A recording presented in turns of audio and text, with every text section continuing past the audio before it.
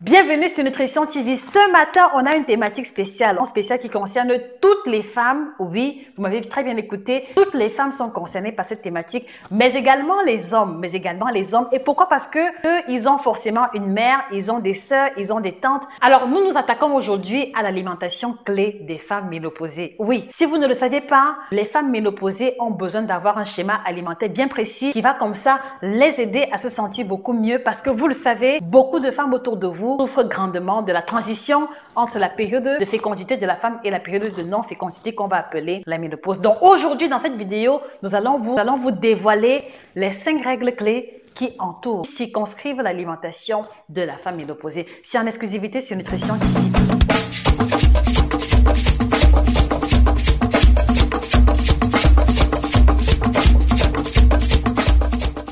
La thématique qui nous unit ici peut sembler assez atypique dans la mesure où on n'envisage pas forcément que le statut de la femme ménopausée suppose un schéma alimentaire bien précis. Mais vous allez comprendre et vous allez découvrir dans cette vidéo la stratégie alimentaire qu'il faut adopter pour aider les femmes ménopausées à mieux vivre ce statut sans plus trop d'effets secondaires. Donc, quelles sont les règles qui entourent l'alimentation de la femme ménopausée? Que doit-elle manger de façon spécifique et dans quel objectif? Nous allons vous dévoiler cela ici. Alors, mais avant qu'on y arrive, je voudrais vous inviter, chers téléspectateurs, à vous abonner sur la page en cliquant sur le bouton s'abonner, en activant également la clochette de notification parce que, tel que vous l'avez constaté de jour en jour, nous travaillons activement à vous apporter du contenu de qualité dans le but de vous aider à améliorer votre alimentation, améliorer également votre santé à partir des aliments en général, mais plus spécifiquement les aliments tropicaux. Donc, appelez-moi Josica, votre chirurgienne en nutrition, celle-là même qui va vous aider à atteindre votre objectif nutritionnel en termes de poids, en termes de qualité d'alimentation et de bien-être à partir de notre héritage typique africain. En quoi va donc consister l'alimentation de la femme ménopausée? Permettez-moi d'adopter la démarche pédagogique qui nous a toujours animés jusqu'ici. Avant de tomber au niveau de l'alimentation, il est important que nous revenions sur les fondamentaux. Qu'est-ce que c'est que la ménopause? À quoi est-ce que cela renvoie exactement? D'entrée de jeu, il faut savoir que ménopause provient de 2 racines grecques, à savoir méno qui signifie règle et pause qui signifie arrêt. Donc la ménopause suppose simplement l'arrêt des règles. Alors qui dit arrêt des règles dit également arrêt de sécrétion des hormones propres à la gente féminine, à savoir les oestrogènes et également les progestérones. Et vous le savez, cet arrêt des règles n'ira pas sans conséquence au niveau de la physiologie féminine. Cet arrêt des règles va s'accompagner de plusieurs effets secondaires et permettez-nous de citer quelques-uns, à savoir les bouffées de chaleur, les sueurs nocturnes, troubles du sommeil, la fragilisation du squelette osseux et puis aussi la sécheresse vaginale, le caractère instable, la prise de poids et plusieurs autres effets secondaires qui vont varier d'une femme à une autre. Ne vous limitez pas uniquement à ce qui pourra être cité ici. Il est possible que plusieurs femmes expérimentent d'autres malaises qui n'auront pas été cités ici. Donc vous vous rendez bien compte que ce chamboulement hormonal entraîne également plusieurs modifications au niveau de la physiologie qui n'est pas toujours bien vécue par la plupart des femmes. Et c'est la raison pour laquelle il est important de pouvoir pallier à cela, de pouvoir apporter à l'organisme, à la physiologie féminine de façon spécifique, les groupes alimentaires spécifiques qui vont aider non seulement à réduire les effets secondaires observés, mais également à les aider, à leur procurer un mieux-être de façon générale. Donc, précisons également que la physiologie féminine de façon générale va être ponctuée par 4 étapes fondamentales, à savoir la préménopause, qui renvoie à la période féconde de la femme à partir de l'âge de la puberté. Donc, toutes les femmes qui sont en âge de procréer sont dans la phase de la préménopause. En second lieu, après la préménopause, on va avoir ce qu'on appelle la périménopause qui survient autour de 40-45 ans par là, voire un peu plus pour celles qui vont avoir la ménopause tardive. Et la périménopause a pour caractéristique principale le début de l'irrégularité du cycle menstruel, le début de la manifestation sporadique des effets secondaires liés à la ménopause que nous avons énoncé plus haut. Donc, ça fait que c'est un peu ce qu'on va appeler la période durant laquelle le corps humain féminin va effectuer la transition entre la période de féconde et celle de la ménopause. Après la préménopause, après la périménopause, on va se retrouver dans la case de la ménopause qui correspond à l'arrêt définitif des règles constatées 12 mois de façon rétrospective. Donc, on dira qu'une femme est ménopausée uniquement que s'il y a 12 mois qu'elle n'a pas eu ses règles de façon ponctuelle. C'est à ce moment-là qu'on va déclarer qu'une femme est ménopausée. Et donc, après la préménopause, après la périménopause et après la ménopause à proprement parler, on va avoir ce qu'on appelle la post-ménopause. Oui, ce n'est pas un terme très courant, mais il y a la post-ménopause qui va correspondre à la vie de la femme après que la ménopause ait été déclarée et constatée. Donc voilà, chers téléspectateurs, les grandes étapes qui ponctuent la physiologie reproductrice de la gente féminine. Voilà, donc du coup, vous comprenez qu'il est important déjà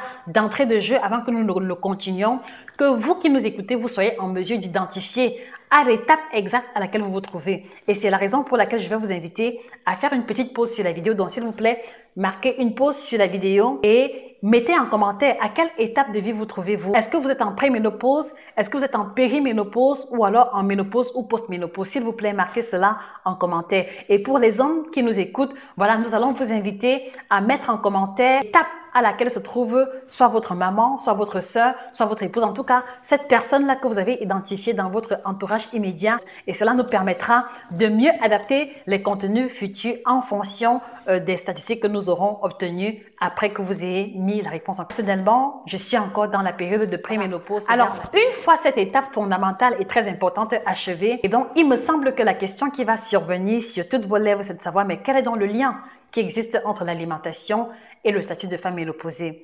Alors, vous allez donc vous rendre compte que, chers téléspectateurs, vous allez vous rendre compte que l'alimentation de la femme ménopausée aura donc pour objectif majeur, écoutez-moi bien, pour objectif majeur d'atténuer autant que possible les effets secondaires liés à ce statut. Et je peux vous le garantir, il existe des groupes alimentaires, il existe des catégories d'aliments dont la consommation va aider justement à minimiser autant que possible, minimiser grandement les effets secondaires qui sont observés chez beaucoup de femmes ménopausées. Attention, nous ne prétendons pas que l'alimentation va aider à faire partie complètement les effets secondaires, non, mais un schéma alimentaire adapté va aider à atténuer grandement les différents effets secondaires énoncés plus haut.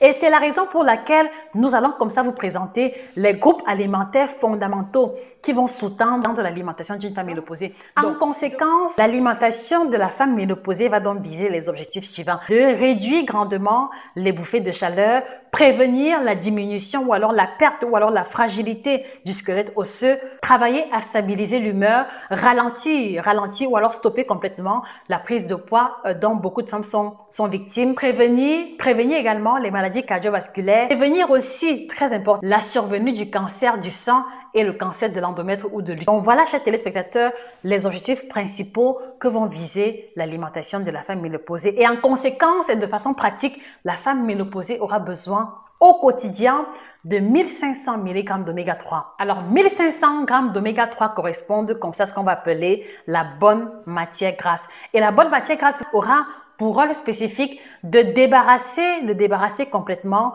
les artères du mauvais gras accumulé. Et vous le savez, une fois que l'on a du gras accumulé au niveau des artères, il y a un problème au niveau de la circulation sanguine, il y a un problème au niveau du rythme des battements cardiaques. Et c'est la raison pour laquelle vous allez vous rendre compte que beaucoup de femmes ménopausées, après un léger effort physique, après qu'elle ait monté quelques marches d'escalier, après qu'elle ait monté une petite colline, elles vont se plaindre de l'essoufflement, elles vont se plaindre du fait que le cœur bat trop fort. Voilà, chers téléspectateurs, comme ça, un signe sensible qui indique le début de la fragilité du système cardiovasculaire chez les femmes ménopausées. Et c'est la raison pour laquelle la consommation d'oméga 3, 1500 mg par jour, va donc comme ça les aider à débarrasser les artères du mauvais gras accumulé, mais en plus, renforcer ce système cardiovasculaire, prévenir la survenue des accidents vasculaires. Alors, ce ne sera pas le rôle unique des oméga 3.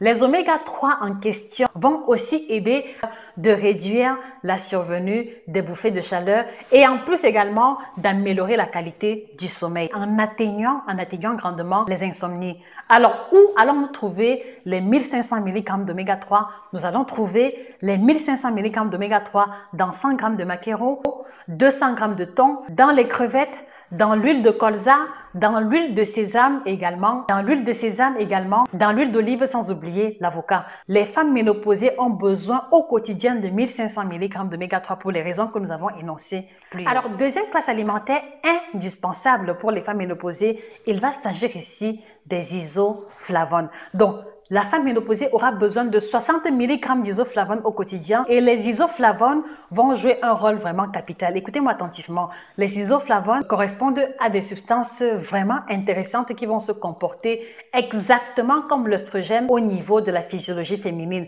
Et la conséquence immédiate va être la réduction des bouffées de chaleur, la réduction de la perte de la masse osseuse et également elle va réduire les risques de survenue du cancer du sein et de l'endomètre. Voilà pourquoi est-ce que les femmes ménopausées auront besoin de 60 mg d'isoflavone. Et donc, où allons-nous donc trouver les isoflavones? On va les retrouver dans les aliments suivants. On va retrouver les isoflavones particulièrement dans le soja et les produits dérivés à base de soja, à savoir le lait de soja, le tofu, en tout cas tout ce qui est produit à base de soja va nous apporter grandement les isoflavones. Dans les petits pois, le sésame, l'ail, ils vont être indispensables pour aider la femme ménopausée à réduire la perte de la masse osseuse, réduire la survenue des risques de cancer du sein et de l'endomètre. Donc, ne manquez pas d'intégrer les aliments riches en isoflavones dans votre schéma alimentaire ou alors dans celui de votre épouse, de votre maman, de votre sœur ou alors d'une connaissance proche qui souffre grandement des effets secondaires liés à la ménopause. Petite pause et c'est le moment pour moi de boire. De plus, voilà, le thé alvéolique, le thermos au degré. À votre santé.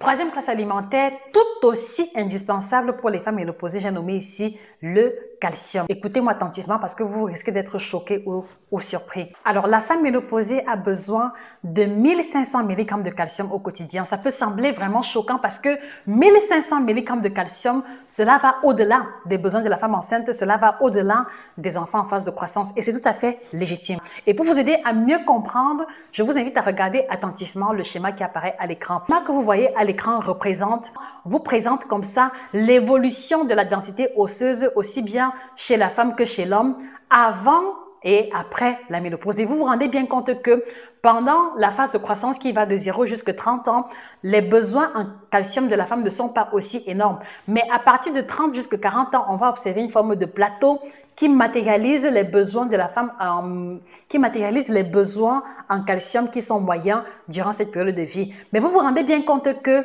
après la survenue de la ménopause qui est matérialisée par le trait vertical rouge, vous vous rendez bien compte que après la survenue de la ménopause, parce que le corps féminin ne sécrète plus les oestrogènes et les progestérones, on va observer une chute brutale, une chute raide de la densité osseuse en termes. Et c'est la raison pour laquelle vous allez observer que beaucoup de femmes, à partir de l'âge de la ménopause, vont se plaindre du mal de dos, du mal de genou. Justement, leur squelette s'est fragilisé avec le temps. Et c'est la raison pour laquelle, pour pouvoir pallier, pour pouvoir contrecarrer cet effet lié à la nature, il est important que la femme en préménopause ou alors la femme ménopausée ait des apports en calcium définitivement conséquents. Je vous invite également à observer cette autre image parce que nous avons vraiment besoin que vous compreniez. La seconde image que vous voyez matérialise la coupe transversale de l'os chez la femme non ménopausée, homme comme femme confondue.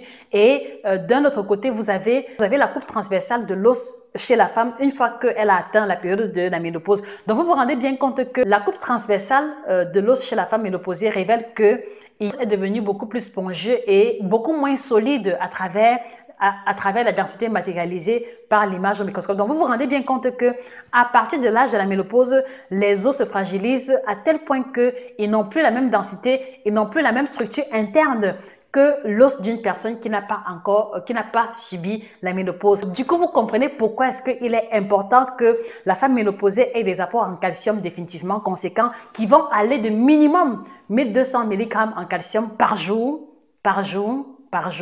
L'insistance se fait à dessein, donc 1200 mg de calcium par jour jusqu'à 1500 mg de calcium au quotidien. Parce que la prescription exacte va dépendre du statut de la physiologie générale et éventuellement de la présence ou non de certaines pathologies en parallèle. C'est énorme et donc par conséquent, il faut pouvoir capitaliser les aliments qui ont la teneur la plus élevée possible en calcium et les quelques-uns que nous avons retenus ici sont les suivants. Vous trouvez le calcium préférentiellement dans le persil parce que le persil a une teneur vraiment énorme en calcium. Mais également, pour les femmes qui ont une bourse plus consistante, il y a également des eaux minérales qui ont une haute teneur en calcium, à savoir l'eau minérale EPA, l'eau minérale Contrex ou Courmayeur, qui ont vraiment des quotas vraiment élevés en calcium pour le litre.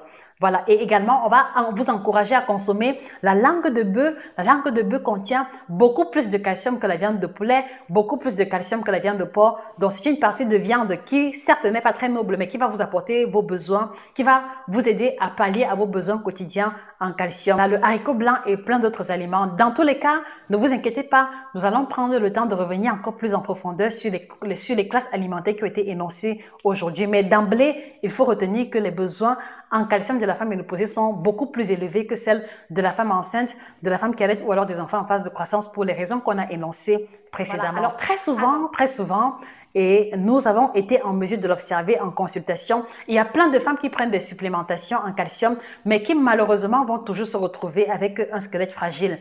Et la raison, elle est simple. La raison part simplement du fait qu'elles ne font pas attention à leurs apports en un groupe alimentaire vraiment particulier. J'ai nommé la vitamine D. Donc, vous devez comprendre que chaque fois que l'on parle de calcium, la vitamine D n'est jamais très loin parce que c'est la vitamine D qui aide au calcium alimentaire à se fixer au niveau des os. Donc, si vous consommez uniquement les aliments riches en calcium et que votre alimentation est déficitaire en vitamine D, vous allez consommer le calcium, mais malheureusement, il ne pourra pas être fixé définitivement au niveau des os. Donc, en plus de la consommation des aliments riches en calcium, il sera également question de capitaliser les apports quotidiens de l'alimentation de la femme ménopausée en vitamine D. Et où allons-nous trouver la vitamine D? On va la retrouver dans une source qui est gratuite à la portée de tout le monde. On va trouver la vitamine D dans la sardine, dans les œufs, mais également une simple exposition au soleil, de préférence le soleil qui survient avant 11 heures, va vous aider à synthétiser la vitamine D parce que nous possédons tous au niveau de la peau la pro-vitamine D qui au contact des rayons solaires va aider à synthétiser naturellement la vitamine D. Donc ne manquez pas de faire quelques expositions au soleil, de préférence le soleil avant 11 heures où les rayons ne sont pas encore très violents, et ne manquez pas également d'utiliser une crème solaire afin de protéger votre peau des rayons ultraviolets. Donc on va retrouver la vitamine D dans les œufs, le champignon, le maquereau et plein d'autres. Précisons également que l'autre rôle de la vitamine D va consister comme ça à atténuer l'humeur, à la stabiliser également, à optimiser le fonctionnement du système nerveux. Alors, autre classe alimentaire, il s'agit ici des vitamines B complexes. La femme ménopausée aura besoin au quotidien des aliments qui contiennent la vitamine de complexe B pour la simple raison que ces vitamines-là vont aider à stabiliser l'humeur, à prévenir le vieillissement accéléré de la peau et à prévenir également la fatigue. Et on va retrouver les vitamines de complexe B essentiellement dans les grains complets, à savoir le riz complet, les pâtes alimentaires complètes, le pain complet, mais également le foie de bœuf. Donc ne manquez pas d'intégrer les aliments qui contiennent les vitamines de complexe B dans votre alimentation au quotidien. Alors, autre classe alimentaire, cette classe alimentaire particulière va aider à améliorer la qualité de la digestion des femmes ménopausées parce que beaucoup de femmes ménopausées se plaignent des ballonnements, des gaz, de la digestion qui est au ralenti à cause du métabolisme qui est également ralenti. La consommation des aliments riches en vitamine C et en fibres alimentaires indispensables dans l'optimisation de leur santé et de leur bien-être parce que prévenir les coups de fatigue en apportant un tonus de façon générale. Et nous allons retrouver les aliments riches en vitamine C essentiellement dans les fruits et légumes divers. D'ailleurs, la dernière vidéo que nous avons postée vous présente les fruits et les légumes les plus riches en vitamine C. Donc, en ce sens-là, ça va être du contenu indispensable pour vous. Donc, tous les fruits et légumes en général vont donc pallier à ces besoins en vitamine C là qui vont aider à améliorer la qualité de la digestion, prévenir le vieillissement accéléré, prévenir également les risques du cancer du sein parce que la plupart des fruits et légumes sont riches en antioxydants qui, vous le savez, sont des substances qui préviennent la survenue du cancer et qui préviennent également le vieillissement accéléré. Donc ne manquez pas d'avoir une portion quotidienne et de fruits et de légumes pour pouvoir atteindre cet objectif-là. Voilà, et donc au-delà de l'alimentation, il est aussi important que nous précisions que une bonne hygiène de vie en parallèle avec le changement d'alimentation est incontournable. Et l'hygiène de vie de la femme ménopausée va consister comme ça à pratiquer l'activité sportive. Pas forcément l'activité sportive de haute intensité, mais même une simple marche quotidienne de 30 à 45 minutes va comme ça aider à rebooster le système circulatoire général, améliorer la mobilité et puis aussi favoriser l'augmentation du métabolisme car comme vous le savez, la survenue de la ménopause rime également avec la diminution du métabolisme qui va donc favoriser une prise de poids plus rapide. Donc, pour limiter la prise de poids également, ne manquez pas de pratiquer une activité sportive. La même hygiène de vie de la femme ménopausée va aussi consister à boire suffisamment d'eau. Donc, faites l'effort de boire minimum 1,5 à 2 litres d'eau au quotidien, non seulement pour pouvoir éliminer plus facilement les déchets de métabolisme, mais également pour atténuer les bouffées de chaleur, parce que la prise de l'eau va aider à abaisser la température corporelle générale. Voilà. Et puis aussi, la période de la ménopause est une période très délicate où nous allons vous inviter à relativiser peut-être quelques bourrelets. Vous ne vous sentez pas bien dans votre peau. C'est une étape de la vie, vos enfants ne sont plus hauts. C'est également une étape durant laquelle nous voulons vous inviter à relativiser vis-à-vis de ce que vous considérez comme étant imparfait dans votre vie à ce moment-là. Peut-être que vous vous retrouvez célibataire dans cette période de ménopause, peut-être que vous êtes veuve, peut-être que vos enfants ne sont plus avec vous et voilà. Il est question ici de ne pas vous apitoyer sur ce que vous manquez, sur ce que vous n'avez pas, mais il est plutôt question ici d'apprendre à relativiser en regardant le bon côté des choses, même dans les situations que vous considérez comme étant catastrophiques. Donc, un bon rapport avec son corps, un bon rapport à soi, et puis un changement de perspective de vie va aussi vous aider à avoir une humeur plus stable et à être beaucoup plus optimiste vis-à-vis de la vie en général, qui va comme ça participer de votre bien-être de façon générale. Donc voilà, chers téléspectateurs, à quoi se voulait cet échange vraiment dense. Vous vous rendez bien compte que la vidéo a duré longtemps, mais il était important pour nous de vous apporter les clés. Donc, très prochainement, dans une vidéo prochaine, nous allons vous présenter les groupes alimentaires néfastes chez les femmes ménopausées. Donc, pour ne pas rater la vidéo, nous vous invitons encore à vous abonner en cliquant sur le bouton s'abonner et nous vous encourageons, vous tous qui nous écoutez, s'il vous plaît, à partager la vidéo autour de vous, aux amis, aux connaissances, à toutes ces femmes que vous connaissez qui se plaignent des douleurs, qui se plaignent des effets secondaires de la ménopause. Comme je vous l'ai dit, animé par la perspective d'apporter l'information et l'information véritable au plus grand nombre de personnes. Donc, nous voulons compter sur vous comme étant les relais de la bonne information. Donc, s'il vous plaît, ne manquez pas de partager cette vidéo à votre maman, à votre sœur, à une tante, à une amie, à une collègue. Ne manquez pas de disséminer le lien de cette vidéo à toutes ces femmes-là autour de vous qui sont en période de préménopause ou alors qui sont déjà ménopausées mais qui ne savent même plus, qui ne savent pas à quel sens se vouer, qui ne savent pas comment avoir une meilleure hygiène de vie et se sentir bien durant cette période délicate de leur existence. Je vous remercie d'avance et je sais pouvoir compter sur votre contribution. Et je ne saurais me séparer de vous sans vous présenter le kit détox bio-certifié qui est une combinaison de 30 plantes toutes bio-certifiées possédant une triple action, ventre plat, détox et mention spéciale ici aux personnes qui ont pris les médicaments pendant longtemps. Donc, si vous avez pris des médicaments pendant longtemps, il est important à un moment donné d'observer un moment de pause où vous allez laisser votre organisme au repos et éliminer les substances accompagnatrices des principes actifs des médicaments. Et le kit détox vous aide à effectuer cette détox-là en profondeur. Et également, vous avez également notre collection de 3 ouvrages. Le premier qui apparaît à l'écran, 9 aliments tropicaux qui vous aideront à changer radicalement votre santé. Je ne vais pas m'étendre là-dessus. Ceux qui ont lu ont commencé à bénéficier des changements incroyables qui se sont opérés au niveau de leur santé. Voilà, ne manquez pas de les commander. Vous avez le second ouvrage, 7 aliments que vous devez bannir de votre alimentation. Donc, que vous soyez ménopausée ou pas, que vous soyez une femme ou pas, cet ouvrage vous concerne également parce que retirer de son alimentation les 7 aliments à bannir va vous aider à expérimenter un mieux-être. Ne manquez pas de commander également cet ouvrage. Précision d'importance. Tous ces ouvrages sont illustrés et entièrement en couleur. Donc, vraiment, la typographie est agréable et la lecture, en ce sens-là, sera très aisée. Et enfin, nous avons notre nouvelle sortie. J'ai nommé ici le guide complet du ventre plat. En 2020, tout le monde peut avoir accès à un ventre plat. Et vous avez les clés qui vous sont livrées dans cet ouvrage-là en entier, depuis l'identification de la cause jusqu'au choix des aliments, jusqu'au type de boisson à privilégier ou alors à éliminer. Donc, ces ouvrages-là sont actuellement en promotion chez nous, comme vous pouvez le voir à l'écran. Donc, 3 ouvrages que vous prenez à 60 € vous donnent droit à une tisane gratuite, vous aider à améliorer la digestion et également vous libérer des ballonnements. Voilà, c'était Josika, votre chirurgienne en nutrition, même si je sais que cette appellation fait tiquer, mais retenez que je suis chirurgienne en nutrition à travers le modus operandi, la manière avec laquelle nous prenons en charge nos patients.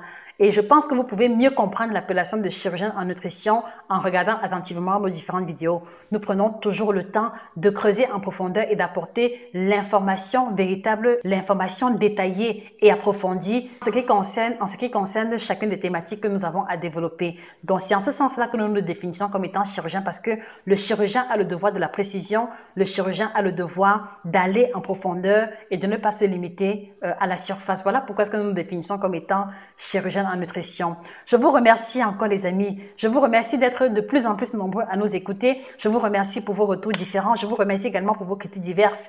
Permettez-moi de vous souhaiter de passer une excellente journée et que le bien-être vous accompagne définitivement et toujours. Au revoir.